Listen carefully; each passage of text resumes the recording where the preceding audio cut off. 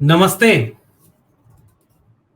आज देश की पुरानी संसद का आखिरी सत्र आयोजित हुआ और आज देश के प्रधानमंत्री ने एक बड़ा ही भावुक और इतिहास को याद करने वाला भाषण दिया। वो याद कर रहे थे इतिहास को। फैज अहमद फैज का एक शेर है कि कर रहा था गमे जमाने का हिसाब, आज तुम याद बेहिसाब आए। जी, देश के प्रधानमंत्री और उनके लोग जिस देश में चुनावी रैलियों में घूम घूम कर बिना किसी लाग लपेट के साफ कहते रहे कि 70 साल में इस देश में क्या हुआ। 70 साल में इस देश में कुछ भी नहीं हुआ, कोई भी नया काम नहीं हुआ। और उनके लोग तो 2-4 कदम और आगे बढ़ करके जो ये कहते रहे कि देश आजाद ही 2014 में हुआ। आज उनके मुखिया, उनके बड़े नेता, देश के प्रधानमंत्री नरेंद्र मोदी अपने देश के 70 साल 75 साल के इतिहास को याद कर रहे थे और गौरव मना रहे थे। आज एक नए नरेंद्र मोदी को हमने अपनी आंखों के सामने देखा है। आज के नरेंद्र मोदी अपने भाषण की शुरुआत में कहते हैं कि ये संसद भवन की पुरानी इमारत भले ही विदेशी ताकतों ने बनाई हो, मगर इसमें पसीना, परिश्रम और पैसा इस देश के नागरिकों का है। वो कह रहे थे कि स्वर्णिम यात्रा हमारी है, साझी स्मृति, साझी विरासत, साझा गौरव। क्यों याद किया नरेंद्र मोदी ने भगत सिंह को? कैसे याद किया जवाहरलाल नेहरू को? क्या कहा डॉक्टर भीमराव अंबेडकर के बारे में? देश के प्रधानमंत्रियों को याद करते हुए क्या बोले और उसका प्रतिक्रिया उस समय के लोगों की कैसी हुई? आज के वीडियो में इसका एक विश्लेषण करते हैं। सबसे पहले इस बात को ये देखें कि नरेंद्र मोदी जी ने आज के भाषण की शुरुआत में बहुत भावुक होकर के, ऐसा लग रहा था कि कोई बहुत अच्छा इंसान जिसका दिल कितना बड़ा है, कितना प्यारा इंसान है, वो अपने देश के इतिहास को याद कर रहा है। और वही वो व्यक्ति है जो इस देश की रैलियों में कहा करता रहा 70 साल में इस देश में कुछ भी नहीं हुआ, हमने 9 साल में बहुत कुछ किया है। अब देखिए वो कैसे याद कर रहे हैं। जब 1947 में जब भारत आजाद हुआ, उस समय को याद करते हुए भारत के प्रधानमंत्री बोलते हैं कि दुनिया के बड़े बड़े देशों और विद्वानों ने यह भविष्यवाणी तक कर दी थी कि यह देश एक नहीं रहेगा, इसका लोकतंत्र चलेगा नहीं, कामयाब नहीं होगा, बिखर जाएगा। मगर इस देश के लोगों ने अपने जमहूरियत को और अपने मुल्क को एक रखा। इस बात पर पूरे देश को नाज होना चाहिए। तो बताइए ना नरेंद्र मोदी जी, ये 70 साल में हुआ या 9 साल में? प्रधानमंत्री आगे बोलते हैं कि अब इस देश में लोकतंत्र में लोगों का भरोसा बढ़ता जा रहा है। बताइए ना मोदी जी, ये 9 साल में बढ़ा या 70 साल में? आगे नरेंद्र मोदी जी भगत सिंह को याद करते हैं कि यह वही इमारत है जिसमें भगत सिंह ने विदेशी ताकतों को भगाने के लिए बम विस्फोट करके अपने साथियों के साथ एक पैगाम दिया कि इस मुल्क में हमारी हुकूमत, इस देश के लोगों की हुकूमत होनी चाहिए। भगत सिंह को याद कर रहे थे देश के प्रधानमंत्री, उस भगत सिंह को जो फांसी पर चढ़ गए। वो शेर एक बहुत मौजू है, आप भी सुनिए कि उनकी ये जिद कि नया तर्जे जफा क्या है, मेरा ये शौक की देखें सितम की इंतहा क्या है। भगत सिंह के बारे में ये शेर भगत सिंह और उनके साथियों के दस्तावेज में दर्ज है। चिट्ठी लिखते हैं अपने दोस्तों को, मां से कहते हैं रोना नहीं, वरना लोग कम कहेंगे कि भगत सिंह की मां डर गई। पिता से नाराज होते हैं कि आपने क्यों मेरे रिहाई की पैरवी की। वो भगत सिंह अपने आखिरी खत में लिखते हैं कि जीना तो मैं भी चाहता हूं, मगर गुलामों वाली जिंदगी नहीं। मेरे मेरे लहू का एक एक कतरा इंकलाब लाएगा और आने वाले वक्त में माएं अपने बच्चों को भगत सिंह बनाने का ख्वाब देखा करेंगी। उस भगत सिंह को इस देश के प्रधानमंत्री आज पुरानी संसद में याद करते हैं, जो अपने दिल में सावरकर को रखते हैं, जो अपना नायक सावरकर को मानते हैं। उस सावरकर को जिसने काला पानी की सजा माफ कराने के लिए माफीनामे लिखे और अंग्रेजों की पेंशन पर गुजारा किया। उस आरएसएस के लोग जो 1942 के आंदोलन का विरोध करते हैं, जिनका कोई भी व्यक्ति इस देश की आजादी में कुर्बान नहीं हुआ, आज उसी विचारधारा के अगुआ देश के प्रधानमंत्री भगत सिंह को याद करके इस देश की जमहूरियत की मजबूती को पूरे देशवासियों का सम्मान बताकर बधाई दे रहे थे। कैसा लगता है नरेंद्र मोदी जी जब इन दोनों को आप एक साथ साधते हैं? आपने G20 के लिए पूरे देश को बधाई दी और बधाई है, मगर उस देश में जब G20 के सभी लोगों को किसी एक शख्स को दिखाने उसकी याद से जुड़ी हुई चीज पर ले जाना पड़ा, तो आपको इस देश में मोहनदास करमचंद गांधी याद आए और राजघाट आप गए और आप गांधी को याद करते हैं और गोडसे के मानने वालों को बिना दिल से माफ किए उसी संसद में अपने पीछे वाली कुर्सी पर बिठाए हुए हैं। कैसा लगता है नरेंद्र मोदी जी जब आप इन दोनों को साधना चाहते हैं? आपके लोग गोडसे को अपना आइकॉन मानते हैं और आप गांधी को दिखाने ले जाते हैं और अपने आखिरी भाषण में गांधी को याद करते हैं। कैसा लगता है नरेंद्र मोदी जी? जिस नेहरू का अपमान करने में आपके लोग पीछे नहीं हटते, उस नेहरू को आपने याद किया।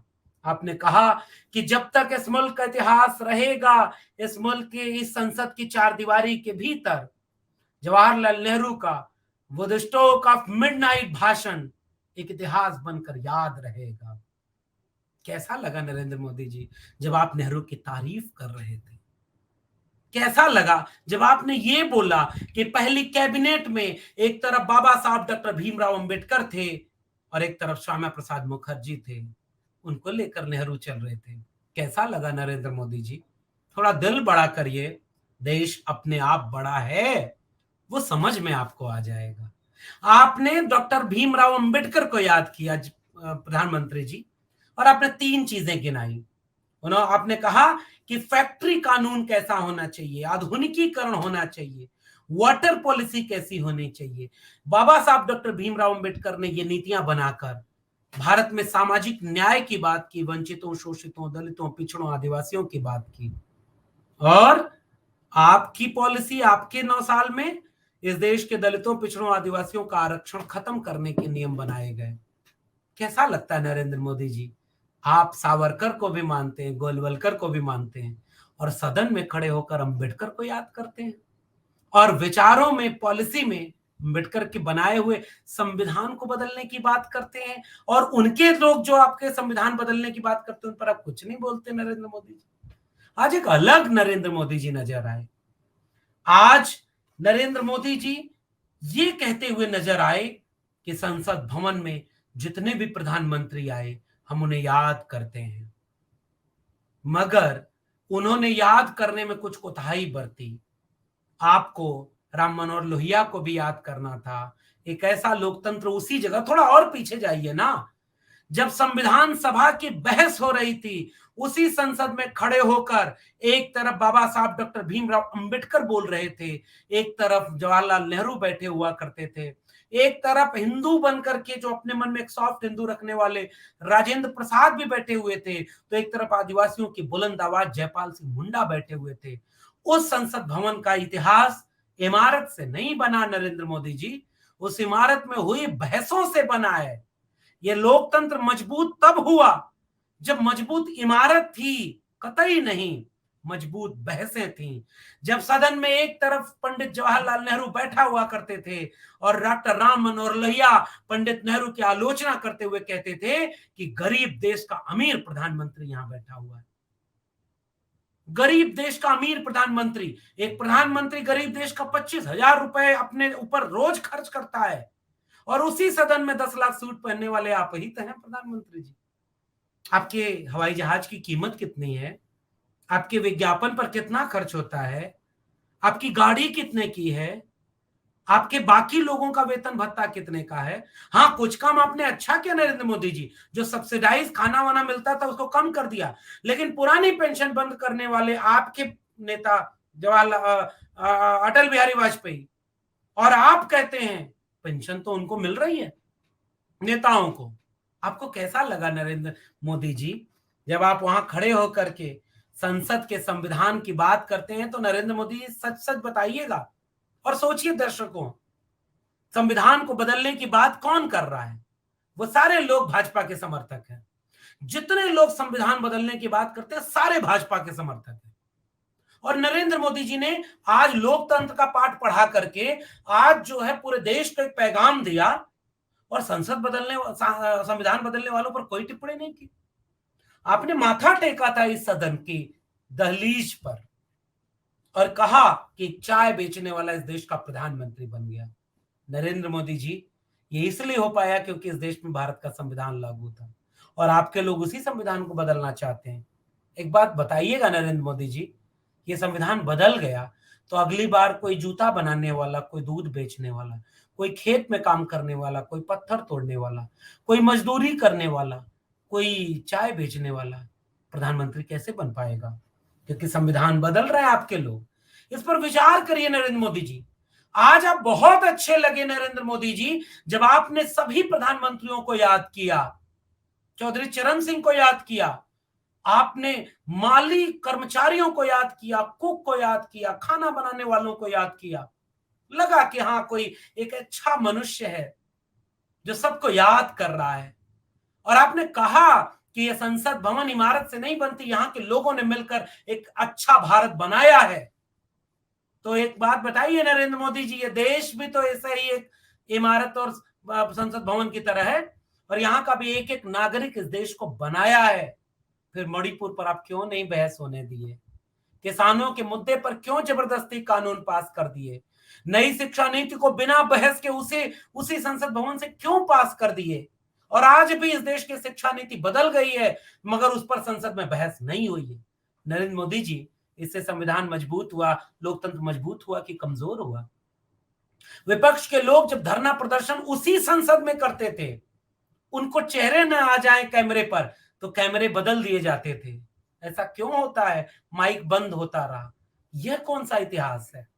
नरेंद्र मोदी जी, आज आपने संसद के इतिहास को याद करते हुए जब उस पर हुए हमले में शहीद हुए सैनिकों को याद किया, हमारा दिल खुश हुआ।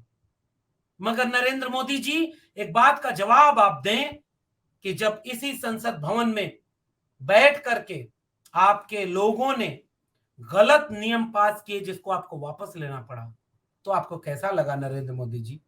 एक बार सोच कर बताइए। आपने सबसे कम उम्र और सबसे ज्यादा उम्र के लोगों को याद किया कि कितने लोग सांसद विधायक बन गए।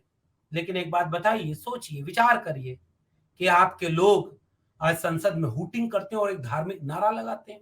इससे लोकतंत्र मजबूत होता है मोदी जी? नरेंद्र मोदी जी ने आज याद किया कि नोटों के बंडल इसी संसद में रख दिए गए थे। नोटों के बंडल, क्या? सांसद खरीदने बेचने के लिए। और आपने याद किया कि इस दिन से भी, आपातकाल से भी ये देश निकल आया और एक अच्छा खूबसूरत देश बना।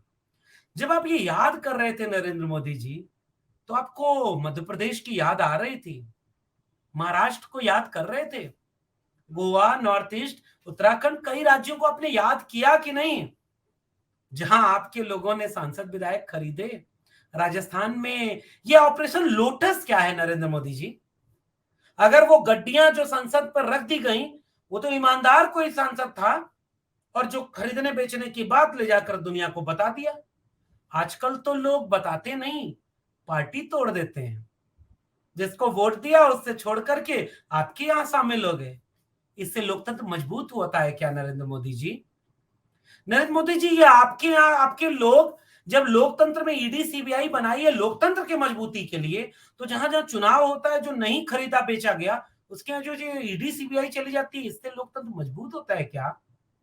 आज आप 75 साल के देश की आजादी और देश के तरक्की का गुणगान गा रहे थे कि ये साझा विरासत है, हमने साझापन से यहां तक का सफर तय किया है। हम एक एक सभापति को याद कर रहे हैं, हम एक एक राष्ट्रपति को याद कर रहे हैं, हम एक एक प्रधानमंत्री को याद कर रहे हैं, हम एक एक कर्मचारी, माली और कुक को याद कर रहे हैं। नरेंद्र मोदी जी, तो आपके लोग जब इस देश में इस साझेपन के खिलाफ राजनीति कर रहे हैं, आप खामोश क्यों रहते हैं? बाहर आप भाषण दे लिए, आप कल को आप नरेंद्र मोदी जी जब जाएंगे चुनावी रैलियों में, तो क्या आप हिंदू मुसलमान नहीं करेंगे? आप उन एंकरों को इंटरव्यू नहीं दिए नरेंद्र मोदी जी जिनकी चैनल की 100 में से 90 डिबेट हिंदू मुसलमान की होती है, 95 90 से 95% वो केवल सांप्रदायिक बात करते हैं और आपकी पार्टी का प्रचार करते हैं। ये 75 साल में अर्जित किया हुआ लोकतंत्र है क्या नरेंद्र मोदी जी? आज आपने कहा कि 1975 के आपातकाल से देश लड़ा और आगे निकल गया, और जो उन्होंने आपातकाल लगाया उसे शिकस्त दे दी। नरेंद्र मोदी जी, आपको क्या इस बात का डर नहीं लगता, या इस पर अब लोकतंत्र पे आपको भरोसा नहीं है कि ऐसे अप्रत्यक्ष लोकतंत्र और लोकतंत्र की हत्या और आपातकाल से भी ये देश लड़ के आगे निकल जाएगा? और आप इतने डर गए कि आप नाम बदलने चले गए। नरेंद्र मोदी जी, साझापन उस नाम में भी है। Indica, Indus, Indus valley civilisation और इंडिजीनियस से जुड़ा हुआ इंडिया। और आज आप ग्लोबल धरती की बात करके नरेंद्र मोदी जी वसुधैव कुटुंबकम की बात करके एक नाम को विदेशी बता करके हटा रहे हैं। क्यों नरेंद्र मोदी जी? आज आप दिल से बहुत बड़े नजर आ रहे थे। आप नेहरू को कितना शानदार तरीके से याद कर रहे थे, मगर आपका दिल इतना छोटा। गांधी को गोली मारने, गाली देने वालों पर आपने कोई कार्रवाई नहीं की। आपके लोग एक देश, एक चुनाव, एक नेता, एक पार्टी, एक विचार, एक रंग को मानने वाली बात करते हैं। नरेंद्र मोदी जी, इससे लोकतंत्र मजबूत होगा क्या? या ये जो साझापन से 75 साल में भारत विकसित हुआ, ये और विकसित हो जाएगा जब एक ही धर्म के लोग बचेंगे, बाकी धर्म वालों को गाली दी जाएगी दिन रात। एक ही जाति के लोग बचेंगे, उन्हीं को सारा 340 लेटरल एंट्री में जितने लोग बनेंगे सारे उसी जाति और वर्ण के लोग होंगे। इससे देश मजबूत होगा नरेंद्र मोदी जी? आप जाति जनगणना नहीं कराना चाहते, इससे देश मजबूत होगा नरेंद्र मोदी जी? आज आपने भारत की तस्वीर बनाई है और इस देश के हर नागरिक को भारत के प्रधानमंत्री का आज का भाषण सुनना चाहिए। क्या गजब का! सुबह सुबह जब आप कमेंट कर रहे थे ना ट्रोल की तरह नरेंद्र मोदी जी, कि भाई सत्र छोटा है, उत्साह में, उमंग के साथ वातावरण में बात हो, रोने गाने के लिए बहुत टाइम बचा है, ऐसे जब कटाक्ष कर रहे थे ना ट्रोलर की तरह, तो डर हो रहा था हमें कि पता नहीं आज नरेंद्र मोदी जी क्या भाषण देंगे। लेकिन जब भीतर आप गए तो इतना अच्छा भाषण दिया आपने। एक खूबसूरत बगीचा, एक देश, हर एक पत्ती पत्ती को याद किया आपने। जब चुनाव में भाषण देने जाएंगे तो ऐसा ही बोलेंगे नरेंद्र मोदी जी, या उन लोगों को रोकेंगे जो इस देश के साझेपन को बर्बाद करना चाहते हैं? एक बार विचार करिएगा। संविधान बदलने वालों पर कोई बयान आपका नहीं आया, कोई कार्रवाई भी नहीं होती उनके ऊपर। जैसे गांधी को गाली देने वालों पर कोई कार्रवाई नहीं होती, इस देश में संविधान को फाड़ने, जलाने और बदल देने की बात करने वालों पर कोई कार्रवाई नहीं होती। नरेंद्र मोदी जी, ये कौन सा लोकतंत्र मजबूत होता है? आप क्या चाहते हैं नरेंद्र मोदी जी? इस पर विचार करिएगा। आज आपने बहुत अच्छा भाषण दिया, क्योंकि आज लगा कि प्रधानमंत्री का दिल कितना, मतलब दिल है प्रधानमंत्री के पास, कितना बड़ा है मैं नहीं जानता, लेकिन दिल है। एक अच्छा भाषण आज नरेंद्र मोदी जी का था। मगर एक गुजारिश है, आप जब रैलियों में जाइए प्रचार करने, तो याद रखिएगा इन्हीं बातों को। आप गालियों को काउंट करवाते हैं, आप उपलब्धियों को भी काउंट करवाइए ना, उस उपलब्धियों में जिसमें शब्द शामिल है। एक खूबसूरत देश है, आप नहीं भी होंगे प्रधानमंत्री तब भी एक खूबसूरत देश होगा। लेकिन कुछ लोग इसकी खूबसूरती बिगाड़ना चाहते हैं, और आप जानते हैं कि वो कौन लोग हैं। वो सारे के सारे आपका समर्थन करते हैं। एक बार रोकिए नरेंद्र मोदी जी उन्हें, ताकि इस देश का जो स्वर्णिम इतिहास जो आज आपने याद किया, अरे भाई इमारत पुरानी होगी नहीं बन जाएगी नरेंद्र मोदी जी। पुरानी संसद पड़ गई, देखिए नई इमारत बन गई। पुराना कोई खंडहर होगा, नया बन जाएगा। लेकिन संविधान नया बनाना, इस देश की जड़ में मट्ठा डालना नरेंद्र मोदी जी, और ये बात आप भी समझते हैं। इस देश का लोकतंत्र नया नहीं बन सकता। इस देश में मोहब्बत जो बनी हुई थी, सब मिलकर रहते थे, सबको सबका हक दे दीजिए। किसी का हक मार करके, किसी को दुनिया का दूसरा अमीर बना करके सारा सरकारी पूंजी बेच दीजिए, सारी नौकरी खत्म कर दीजिए, इससे देश महान नहीं बनता। और इसको इमारत बना करके नहीं आप भर पाएंगे। और किसी भी मुल्क की तरक्की उसकी खूबसूरत इमारतों से नहीं, उसके खूबसूरत लोगों से बनती है। आज जो नरेंद्र मोदी जी दिखे थे, मुझे उनसे उम्मीद है कि वो रैलियों तक जाते-जाते बदल नहीं जाएंगे और इस मुल्क की खूबसूरती में काम करेंगे। आपको ये बातचीत कैसी लगी? कमेंट बॉक्स में बताइएगा। फिर मिलेंगे किसी और विश्लेषण के साथ। तब तक के लिए बहुत-बहुत धन्यवाद।